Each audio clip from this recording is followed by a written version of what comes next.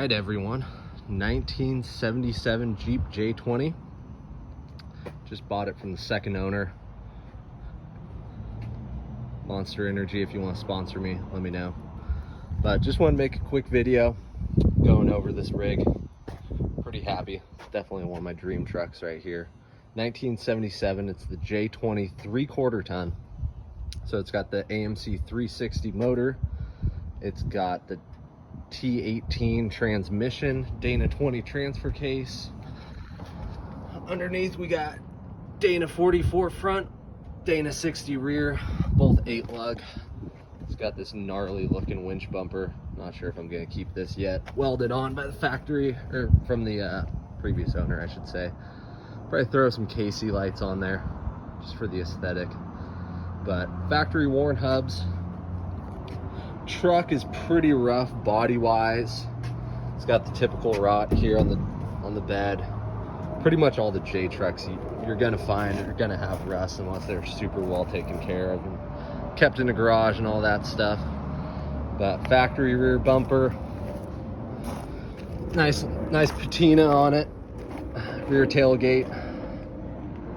Just threw these BF Goodrich all-terrains on it. 285/75, so they're just about 33 inches tall. Body's got a few rust through. The bed's not bad, pretty beat up. Looks like the wheel wells are actually rusting through all the way, but other than that, I'll show you guys the interior. Floors are gone. That's another one of these rust spots on these J trucks. They always rust out. So floors are gonna have to be replaced. If you see below this, yeah, that's straight through. But manual transmission, definitely the reason I bought this thing. T18, super sought after for as far as transmissions goes in these trucks. All the gauges work. I got oil pressure and water temp down here though. And then factory Jeep AM radio. Came with the original owner's manual, so that's pretty rad. But here she is. Pretty happy. Gonna be working on it all winter. Like I said, the motor's super solid. The previous owner put in a rebuilt one that he got from a 4x4 shop up here, so not too worried about that. It's got the Holley 2-barrel carb on it right now. I think 350 or 450 CFM. Nothing too crazy. I mean, the motor doesn't need some huge, four barrel on there for what it is. It makes most of its power down low. So gonna be working on the motor a little bit, fixing a few things here and there. Ignition's a little sticky. Factory keys are pretty worn down. Definitely want to replace those.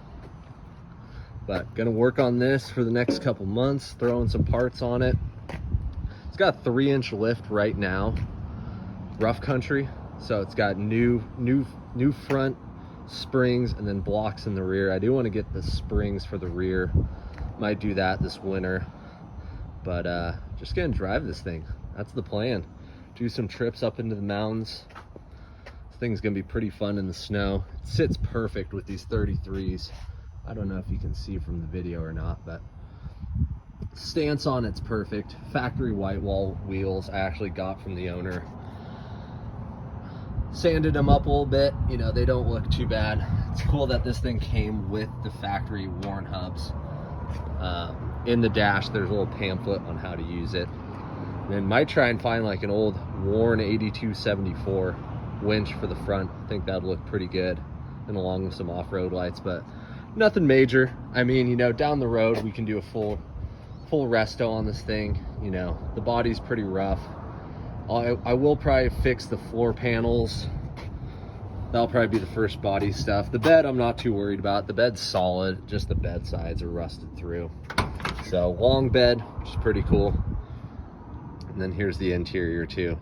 He put in Grand Wagoneer buckets, so they're adjustable and everything. They're just not hooked up to power.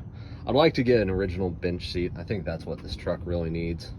But it's pretty cool. They didn't make too many of these trucks. I always wanted one when I was in high school, and this thing popped up for sale, and you know, kind of hard to say no. So, but that's about it. If you guys got any questions or anything, let me know in the comments. Thanks.